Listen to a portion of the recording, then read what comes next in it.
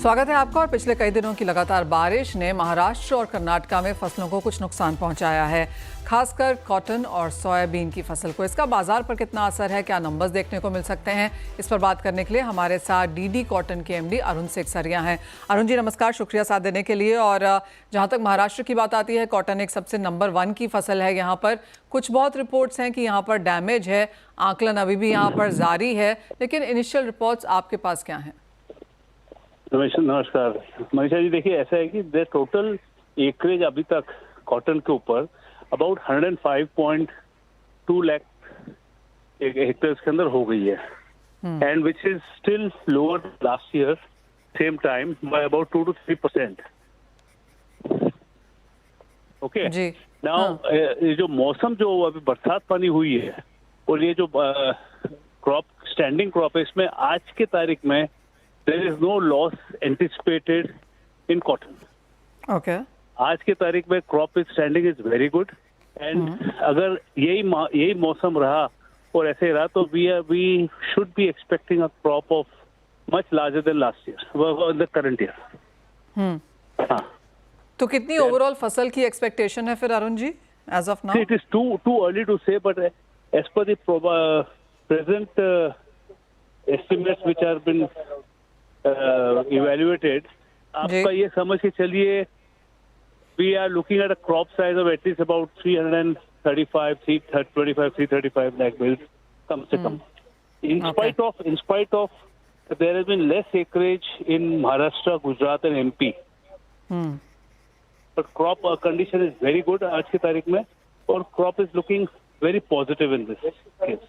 तो आप कह रहे हैं कि जो बहुत ज्यादा बारिश हुई है उससे महाराष्ट्र कर्नाटका की फसल पे कोई असर एज ऑफ नाउ नहीं पड़ा है, एक्चुअली पॉजिटिव ही रहा होगा। क्योंकि आप एक्सपेक्ट कर रहे हैं कि फसल यहाँ पर पिछले साल के हिसाब से बढ़ेगी। प्राइसेस कैसे देखते हैं आप, क्योंकि जो 11% की ड्यूटी कट हमने आते हुए देखी है, उसके बाद एक इमीडिएट इम्पैक्ट यहाँ पर CCI कॉटन में भी देखने को मिला, भारतीय बाजारों पर भी रहा, अब वो सेटल हो चुका है, कैसे देखते हैं price movement? See, that has been settled, already settled, in the sense कि CCI ने prices कमती की है लास्ट 2-3 दिनों में 1100 रुपया. They have reduced the prices by 1100 rupees. Number one. Number two, there has been duty waiver of 11% for 40 days, which is more like an eyewash. It will only benefit the cotton crop जो transit में है या जो माल आ रहा है उसको benefit करेगा. But नया माल आने की संभावना बहुत कमती है, because आज सौदे भी करते हैं, कॉन्ट्रैक्ट भी करते हैं, तो उसके लिए कम से कम 10-15 दिन लगता है शिपमेंट करने में, और transit period is about 30 to 40 days on an average. तो it is unlikely that any new contract will take place as far as imports are concern. या जो माल आ रहा है, जो ट्रांजिट में है, जो ऑलरेडी कॉन्ट्रैक्टेड किए हुए थे, उसमें कुछ बेनिफिट हो सकता है, but that would be about 2 to 3 lakh bales. और अरुण जी, प्राइसेस में आपको क्या लगता है, फिर जो डिक्लाइन आता हुआ देखा है बस वो आ चुका है, यहाँ से और भावों में गिरावट की एक्सपेक्टेशन एट ऑल है? देखिए अभी अगेन जैसे ये जो 25% एडिशनल टैरिफ की जो बात है, और demand apart from 25% also there is total demand is there of USA is the major consumer of textiles in India from India, and अगर इम्पैक्ट अभी तक उसका इम्पैक्ट अभी तक पता चला नहीं है कितना इम्पैक्ट होएगा, but if the order start cancelling और if the shipments getting delayed, तो ये जो भाव कमती हुए 1100 के, इसमें हो सकता है कि संभावना है कि और भी थोड़े कमती होने की संभावना है from CCI and in the physical market. तो अगर CCI और कम में माल बेचती है तो कितना और गिरावट, अगर अगले 3 महीने की यहाँ पर बात की जाए, जब नई फसल भी आना शुरू हो जाएगी, CCI का माल भी निकल के आएगा, 11% की ड्यूटी भी हम यहाँ पर देख रहे हैं, उसका इम्पैक्ट भी, तो प्राइस में क्या इम्पैक्ट देखेंगे अगले 3 महीने के लिहाज से? देखिए अगले 3 महीने as far as farmers are concern, जो नया क्रॉप आएगा, farmers are concern, farmers are not going to be at loss. Farmers को तो MSP जो बड़ी हुई MSP वो मिलेगी. तो वो उसमें मेरे को वो मसला है नहीं, number 1. Number 2, as far as physical stock जो पड़ा है मिलों के पास में अपना, और जो CCI के पास में अनसोल्ड माल पड़ा है, उसके अंदर हो सकता है कि भी अपने को लगभग 500 से 1000 रुपए की और मंदी देखने को मिल सकती है, बिकॉज डिमांड नहीं है. डिमांड के सिवाय बाजार टिकेगा नहीं, और कोई मील वाला माल लेगा नहीं. एक्सपोर्ट में डिमांड नहीं है, लोकल में डिमांड नहीं है, तो what is the point in buying cotton? Absolutely. तो यानी कि 500-1000 रुपए की गिरावट 500,000 रुपए की गिरावट जैसे कि आप कह रहे हैं कॉटन में देखने को मिल सकती है और बारिशों कम का से असर कम, हमने कम एज से ऑफ नाउ कम, फसल या पे आता हुआ नहीं देखा। ऑलराइट अरुण जी, बहुत शुक्रिया साथ जोड़ने के लिए। वेल, वो कॉटन की स्टोरी है कि महाराष्ट्र कर्नाटका में इवन एज बहुत ज़्यादा बारिश हुई है, लेकिन कोई बहुत बड़ा डैमेज देखने को मिलेगा इसकी चिंता एज ऑफ नाउ नहीं है। यही सिनेरियो हमने मक्के में प्ले आउट होता हुआ देखा है। वहाँ से तो ये खबरें हैं कि ये जो बारिश है वो एक्चुअली ज़्यादा मुनाफा कमा के देगी, नुकसान यहाँ पर नहीं है। और जहाँ तक दालों की बात है, तुअर ऑफ कोर्स यहाँ पर ज़्यादा होती है, लेकिन वो चौथे नंबर की फसल है, वहाँ पर भी कोई बहुत बड़ा इम्पैक्ट देखने को नहीं मिलेगा। तो जो ये चिंताएं हैं बाजार में कि शायद हम यहाँ पर कंसर्न आता हुआ देखेंगे, वो नहीं है। लेकिन एक फसल बची हुई है जिसके बारे में बात करना है, वो है सोया। जीजेएन रिसर्च के मैनेजिंग पार्टनर नीरव देसाई हमारे साथ हैं। नीरव, नमस्कार। सोयाबीन की फसल भी है ऑफ कोर्स, लेकिन ये थर्ड नंबर की फसल है यहाँ पर महाराष्ट्र कर्नाटका में भी अगर देखें तो। यहाँ पर किस तरह का इनिशियल रुझान है, क्या एट ऑल कोई चिंता है?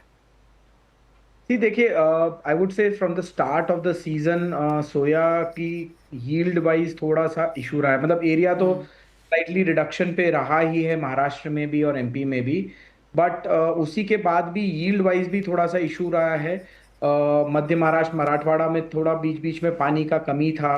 कुछ थोड़ा सा इधर विदर्भ एरिया में रीसोइंग का इशू था। और अभी जो ये एक्सेस बारिश हुआ है, उससे मैं नहीं बोलूंगा कि एकदम कोई डिवास्टेटिंग है, बट देखिए ऑलरेडी अलग अलग पॉकेट्स में अलग अलग कंसर्न थे।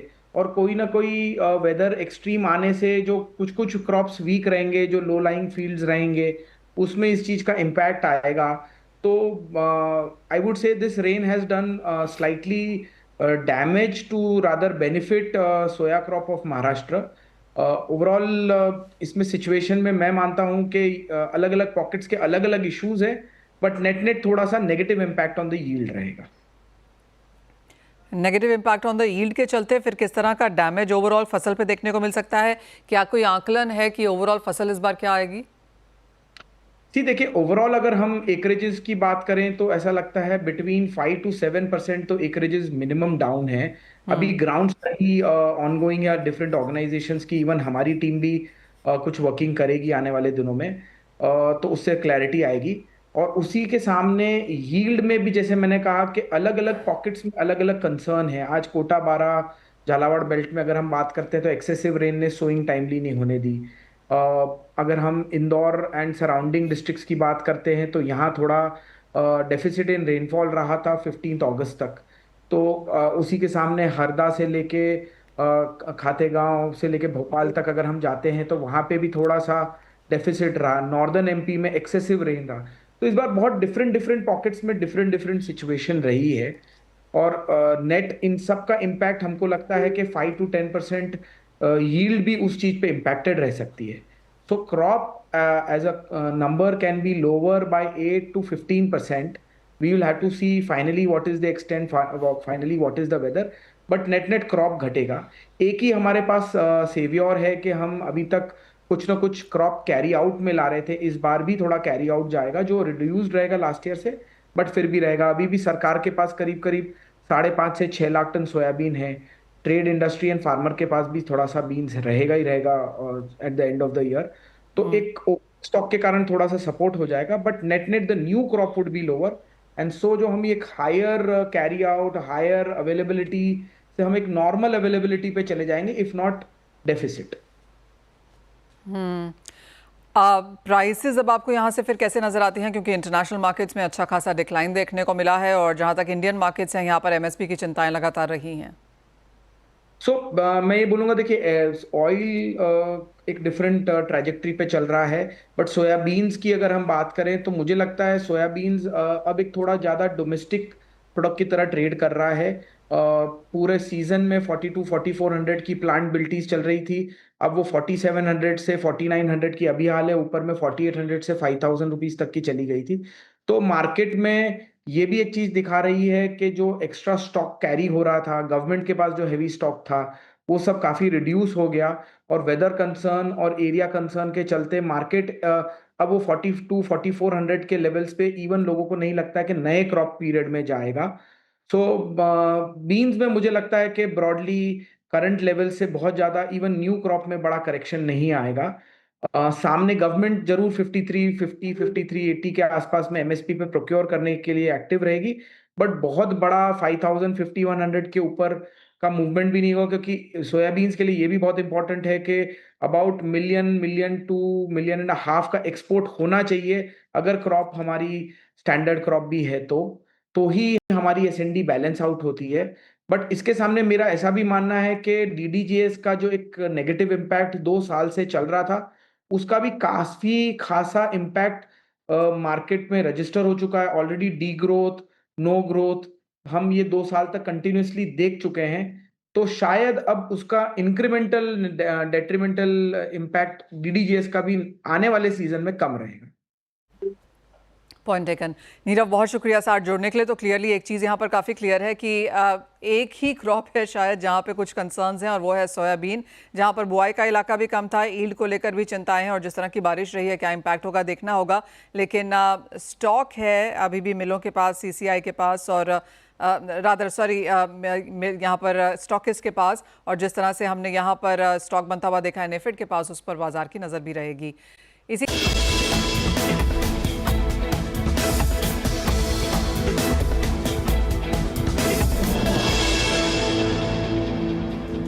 हमारे साथ अब कार्यक्रम में कमोडिटी समाचार सिक्योरिटीज के Ankit Kapoor and pro intelligence services के दिनेश सोमानी जुड़ चुके हैं। आप दोनों का कार्यक्रम में स्वागत है। दिनेश जी, सबसे पहले आपसे सोने पर जानना चाहेंगे। बहुत लोग खरीदना चाहते हैं, फाइनली 1 लाख के नीचे आया है, और अब ये अटकलें ज़्यादा तेज़ हो रही हैं कि शायद सोने के प्राइसेस में अच्छी खासी गिरावट आने वाले महीनों में देखने को मिलेगी। आपकी क्या सेंस है? चार्ट्स क्या बताते हैं? जी मनीषा जी, बिल्कुल। किस साल का अगर देखते हैं तो मेजर मूव ऑलरेडी इसमें आ चुका है। एक बड़ा मूव हमने आते हुए देखा है पिछले साल, मतलब 1 ईयर यहाँ से लोग अगर कंपेयर करते हैं तो करीब 50% का गेन है, और साल की शुरुआत से भी अगर करते तो 30 से 35% का गेन हमने देखा है। इतना बड़ा गेन आने के बाद नॉर्मली प्राइसेस कंसोलिडेट 7 से 8 सेशन, कल का सेशन अगर छोड़ दिया जाए तो पिछले 7 से 8 सेशन में करीब 3.5 से 4% की गिरावट हमने देखी है। 1,02,000 के लेवल से 98,500 के लेवल हमने आते हुए देखे हैं। वहां से पुल बैक रैली देखी है। मेरे लिहाज से 98,900 के आसपास दोबारा बाइंग बनकर आ सकती है, और शॉर्ट टर्म का अगर टारगेट में करता हूं तो 99,500 के लेवल सबसाइड देखने मिल सकते हैं। ओवरऑल अगर मैं ट्रेंड कहूं तो बहुत ज्यादा गिरावट भी नहीं लगती मुझे, या अत्यधिक तेजी भी नहीं लगती है। 98,000 टू 1 लाख यह दायरा मुझे लगता है आने वाले 10 से 15 दिन में ट्रेड करता हुआ नजर। साथ ही साथ दिनेश जी, चांदी कैसे देखते हैं आप? क्योंकि यहाँ पर मार्केट्स में अच्छी खासी मुनाफा वसूली देखने को मिली है। 39 होने के बाद जिस तरह से ट्रेड्स हैं, और जिस तरह से लग रहा है कि शायद 37 भी तोड़ता हुआ नजर आएगा, क्या व्यू है? जी बिल्कुल, 1,16,600 के आसपास के लेवल्स हमने देखे थे, वहां से एक तेज गिरावट कल हमने देखी। 1,10,200 के लेवल्स भी हमने ऑलमोस्ट आ चुके हैं। मतलब 6,000 रुपए का फॉल आया, वहां से टेम्पररी पुल बैक 2,000 रुपए का रैली हमने देखा है। बट आई थिंक ओवरऑल बहुत ज्यादा डिप इसमें आता हुआ नजर नहीं आता। ये काउंटर मुझे गोल्ड के मुकाबले ज्यादा स्ट्रॉन्ग लगता है। 1,11,500-600 के आसपास की अगर डिप मिलता है तो खरीदारी का अच्छा अवसर रह सकता है, और मुझे लगता है कि अपसाइड दोबारा हमें 1,14,500 के लेवल्स देखने मिल सकते हैं। अगर मैं इसका बहुत ही मेजर सपोर्ट कहूं तो 1,09,000 का है। अनलेस एंड अनटिल प्राइसेस 1,09,000 के भीतर क्लोज होती है, मुझे लगता है कि अपट्रेंड इसका इंटैक्ट रहना चाहिए। अंकित, अगर आपको सोने और चांदी में से एक चूज करनी हो तो क्या होगा? यूज करना हो तो मुझे इस समय बेटर रहेगा कि गोल्ड के अंदर कर दूं बेट। मुझे लग रहा है कि थोड़ा सा इसके अंदर मंदी रहनी चाहिए। पिछले 3 से 4 महीने के अंदर देख रहे हैं काफी इतनी ज्यादा कंफ्यूजन है मार्केट के अंदर, जो एक रेंज में फंस गया है। नीचे में $3280, ऊपर में $3420 के बीच में अभी ट्रेड कर रहा है, और बहुत टाइम से 3330 के आसपास अभी चल रहा है। तो मुझे लगता है इसके अंदर गिरावट जारी रहेगी। कोई भी अगर उछाला मिलता तो बिकवाली करेंगे। M6 मार्केट के अंदर अगर देखें तो 99,300-400 के आसपास मिलता है तो बिकवाली करके चल सकते हैं। मुझे अगले 24 से 48 घंटे में 98,500 से 98,200 तक के टारगेट देखने को मिलेंगे। यानी सेल ऑन राइज की कॉल है, और एक रेंज बाउंड ट्रेंड यहाँ पर बरकरार रह सकता है। मेटल्स पे आएंगे एंड दिनेश जी, यहाँ पर एक गिरावट ज़रूर देखने को मिली है। ऑफकोर्स जैक्सन होल की मीटिंग भी है, उससे पहले कोई बहुत ज़्यादा वॉल्यूम या ओपन इंटरेस्ट शायद ही क्रिएट हो, और जेरोमी पावेल की लास्ट मीटिंग है, लास्ट ये स्पीच भी है। बाजारों को ऐसा लगता है कि या तो वो एकदम पावर पैक्ड स्टेटमेंट देंगे या फिर नॉन कमिटल रहेंगे कि मेरा लास्ट है। किस तरह से हम इस मीटिंग में जा रहे हैं? बिल्कुल न्यूट्रल स्टांस में ही है। बिल्कुल जो निरंतर ट्रम्प साहब उनसे रिक्वेस्ट कर रहे हैं कि शायद फेड रेट की रेट घटाए, इंटरेस्ट रेट घटाए, लेकिन वो अपने जो उनका व्यू है उस पर वो अटल है, और वो यही कह रहे हैं कि unless and until economy sharply recover करती है वो इंटरेस्ट रेट कम नहीं करने वाले हैं। तो जो प्रोबेबिलिटी भी देखी, जो 94% आ गई थी सितंबर में शायद कट हो जाए, वो 84% या 80% के आसपास आ चुकी है। तो मुझे लगता है कि वहां एक कॉशियस मोड जरूर देखने मिल सकता है। और जहां तक बेस मेटल्स की मैं बात कहूं तो अभी नहीं, पिछले एक महीने का दायरा अगर हम देखते हैं तो बिल्कुल निरस और निर्जीव जैसी ट्रेडिंग हो रही है। इसमें एक रेंज बाउंड एक्टिविटी में ही ट्रेड हो रहा है। अगर एल्यूमिनियम की बात करूं तो 245 255 यह दायरा है। अगर जिंक की बात करूं तो 260 270 का दायरा है। और अगर मैं कॉपर की बात करूं तो मुझे लगता है कि 865 और 890 यह दायरा मेंटेन कर रहे हैं। आई थिंक 864 का लेवल डाउनसाइड कॉपर दिखा सकता है और वहीं से फ्रेश बाइंग निकल कर आ सकती है। अंकित, आप क्रूड ऑयल प्राइसेस कैसे देखेंगे, क्योंकि इस महीने हम 8% नीचे हैं, इस साल में हम 10% नीचे हैं। ओवरनाइट ऑफ कोर्स थोड़ी सी बढ़त देखने को मिली है और इस वक्त भी आज 1% की तेजी के साथ कारोबार, यहाँ से क्या सेंस? बिल्कुल जी, इसकी बात करेंगे तो एक रेंज में इसके में फंसा हुआ है। काफी जो गिरावट देखने को मिली थी जब रशिया का टेंशन खत्म होने वाली बात हुई थी, तो उसके बाद हमने एक गिरावट देखी थी। उसके बाद से अभी एक रेंज में ट्रेड कर रहा है।